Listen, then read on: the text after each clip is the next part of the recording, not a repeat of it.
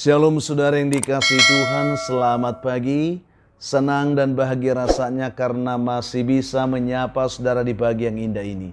Doa juga harapan saya bahwa saudara semua yang mendengarkan renungan pagi ini dimanapun, semua dalam keadaan sehat, dalam keadaan baik tentunya, penuh dengan sukacita, saudara semua boleh diberkati Tuhan di sepanjang hari ini. Puji Tuhan saudaraku, pagi ini kita bersyukur kita diberi anugerah hari baru oleh Tuhan pagi ini, tentu dengan berkat Tuhan yang baru yang bisa kita nikmati juga di sepanjang hari ini. Namun sebelum kita menikmati semua itu, mari kita merendahkan diri, kita berdoa memohon kekuatan Tuhan memimpin kita hari ini. Kita berdoa.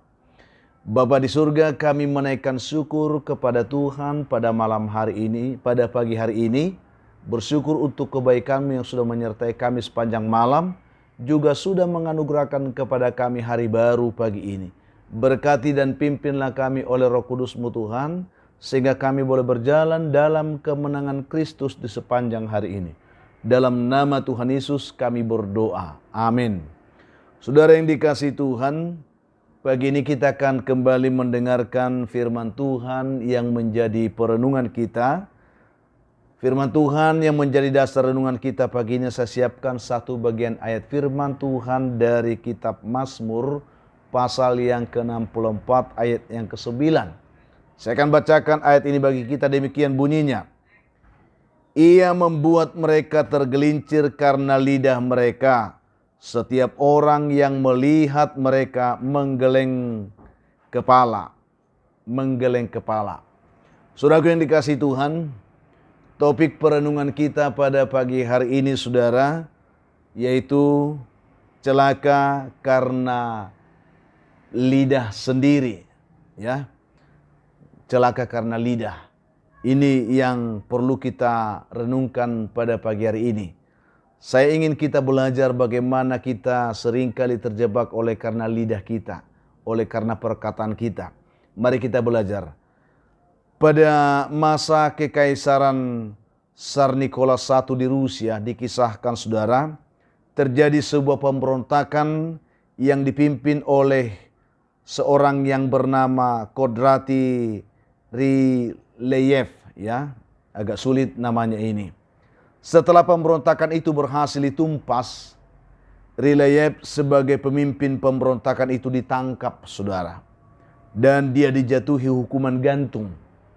Namun dia sangat beruntung pada saat itu, karena ketika hukuman itu dilangsungkan, tiba-tiba tali gantungan yang telah diikatkan di lehernya itu pada saat itu juga mendadak tali itu putus saudara. Ya, jadi kejadian langka seperti itu sesungguhnya sering dianggap sebagai bukti bahwa terhukum itu tidak bersalah dan dia harus dibebaskan.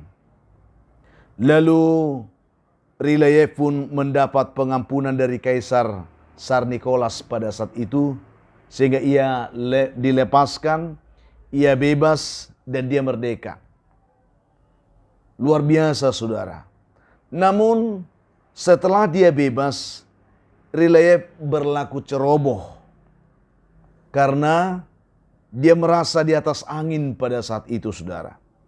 Ia menggunakan kesempatan itu untuk tetap mengkritik kaisar. Dia tidak bersyukur, tetapi dia malah atau justru mencerca kaisar dengan berbagai celaan. Salah satunya adalah tentang tali gantungan yang putus itu. Dia berkata sedemikian, lihat, dalam pemerintahan ini sama sekali tidak ada yang becus, dia katakan. Kalian lihat semua, bahkan membuat tali gantungan pun negara ini tidak mampu.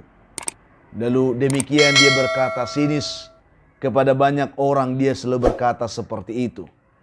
Lalu mendengarkan hal itu saudara, ada seorang pegawai dari kerajaan yang melaporkan itu kepada kaisar.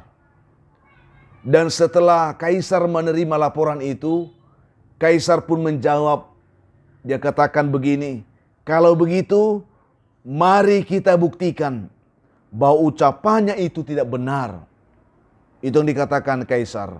Lalu Ryleyev pun kembali ditangkap. Dia kembali menjalani hukuman gantung.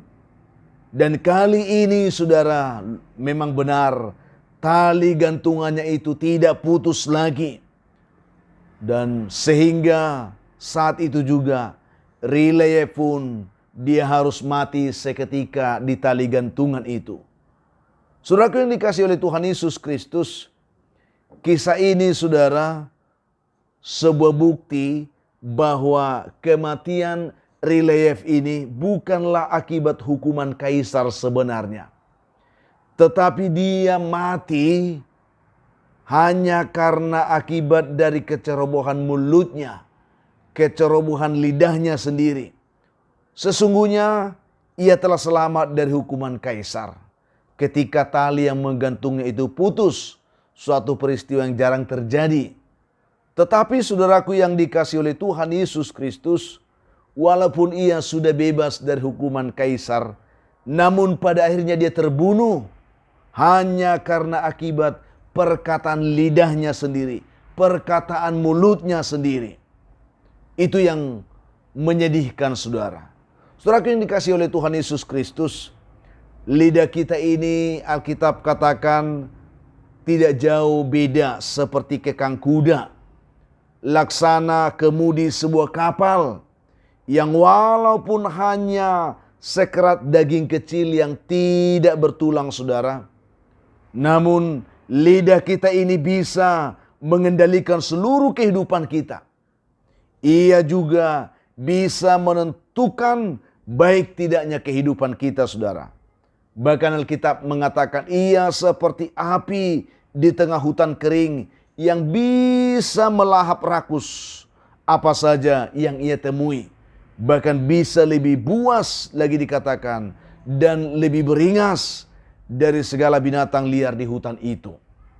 Saudaraku yang dikasihi oleh Tuhan Yesus Kristus, itu sebabnya Yakobus menuliskan kepada kita pada pagi hari ini. Tetapi tidak seorang pun yang berkuasa menjinakkan lidah. Ia adalah sesuatu yang buas, yang tak terkuasai, dan penuh racun yang mematikan. Demikian penuturan Yakobus dalam Yakobus 2 ayat yang 3 ayat yang kedua. Oleh karena itu saudaraku, sebelum terlambat saya ingin mengatakan kepada kita pada kesempatan ini, mari kita menjaga lidah kita. Kita menjaga mulut kita dengan sebaik-baiknya. Karena jika ada seorang menganggap dirinya beribadah, tetapi ia tidak mengekang lidahnya, ia menipu dirinya sendiri, maka sia-sialah ibadahnya. Yakobus 1 ayat 26 saudara. Karena itu dikatakan oleh Yakobus, barang siapa tidak bersalah dalam perkataannya, ia adalah orang sempurna yang dapat juga mengendalikan seluruh tubuhnya. Yakobus 3 ayat 2 bagian B. Oleh karena itu saudaraku yang dikasihi Tuhan, marilah kita berdoa, kita memohon kekuatan dari Tuhan yang memberikan kemampuan kepada kita tentunya, sehingga kita dimampukan, dikuatkan untuk mampu menjaga lidah dan mulut kita dengan baik, sehingga kehidupan kita juga tertuntun dengan baik, dan kita benar-benar boleh menikmati kasih Tuhan, kebaikan Tuhan, berkat Tuhan dalam kehidupan kita. Kita terpelihara dalam kehidupan, bukan tertuntun dalam kematian. Saudaraku yang dikasihi Tuhan, saya tidak tahu bagaimana kondisi kehidupan saudara saat ini. Bagaimana saudara memanfaatkan, mempergunakan lidah saudara atau mulut saudara. Terkadang saudara kita tidak sadar bahwa dengan perkataan yang seloroh kita telah melukai hati saudara-saudara kita. Kita telah membuat mereka down, jatuh.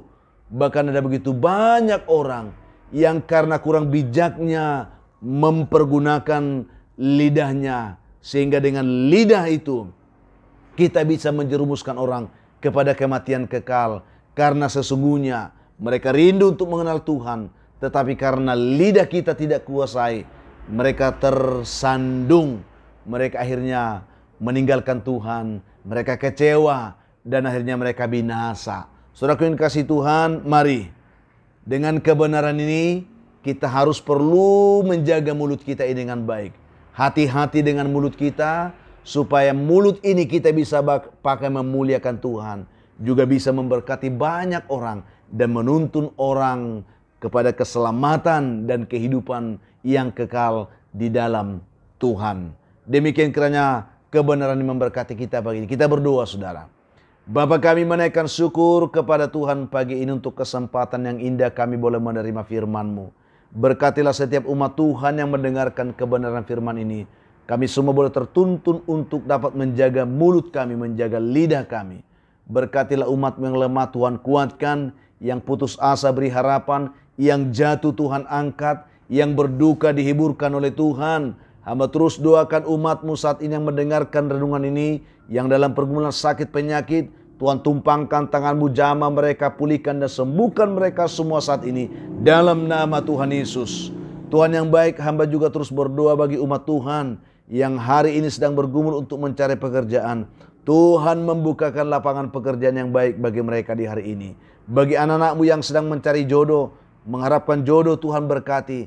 Yang mengharapkan keturunan, berkati bibit dan buah kandungan mereka, penuhkan sukacita mereka ya Tuhan pagi ini. Hamba juga doakan anak-anak kami dalam pergumulan pendidikannya. Tuhan tetap memberikan kesehatan, memberikan semangat belajar dan keberhasilan. Sehingga mereka boleh menggapai semua impian cita-cita mereka lewat pendidikan mereka dengan baik.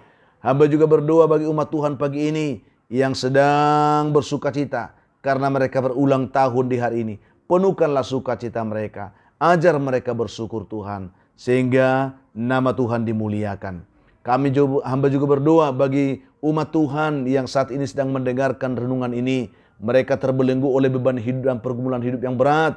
Oleh karena kuasa setan dan kuasa gelap, mereka tidak berdaya, mereka terjatuh dan putus asa. Tetapi ketika mereka mendengarkan doa ini dalam nama Tuhan Yesus, jamahlah mereka Tuhan, tolonglah mereka, kuatkan, lepaskan, bebaskan, dan berkati mereka semuanya saat ini. Dalam nama Tuhan Yesus kami mengucap syukur.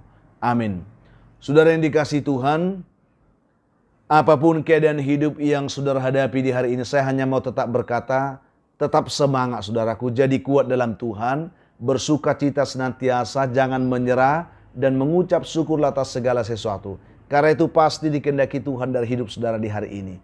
Kalau saudara mempunyai beban, pergumulan hidup yang berat, dan memang saudara rindu didoakan, hubungi kami saudaraku, di nomor telepon yang tertera di layar saudara. Kami siap membantu mendukung saudara di dalam doa hari ini. Itu komitmen kami. Dan kalau saudara berharap renungan ini tetap dapat menyapa saudara setiap hari, bantu kami dalam pengembangannya dengan selalu mau membagikan renungan ini kepada sebanyak mungkin orang saudara, supaya itu penyemangat bagi kami. Berikan juga komentar yang baik di link YouTube kami. Juga saudara bisa menekan tombol like, juga subscribe, sebagai bentuk dukungan saudara untuk pelayanan ini. Itu harapan kami. Dan kami juga memberitahukan bahwa renungan inspirasi yang kami bagikan setiap hari itu telah kami susun dalam sebuah buku. Namanya Renungan Inspirasi, kumpulan ilustrasi kehidupan peneguh iman. Buku ini telah kami terbitkan dan saudara bisa memilikinya. Bagi saudara yang rindu memiliki buku ini, bisa menghubungi kami di nomor telepon yang tertera di layar saudara. Dengan memiliki buku ini, kami percaya saudara juga sudah ikut mendukung pelayanan ini dengan baik. Akhirnya saudara, saya Pendeta Lini Tidongoran, Pendeta di GKP Jemaat Khusus Horizon Medan menyampaikan sampai jumpa di kesempatan lain saudaraku. Tuhan memberkati kehidupan saudara di sepanjang hari ini. Shalom.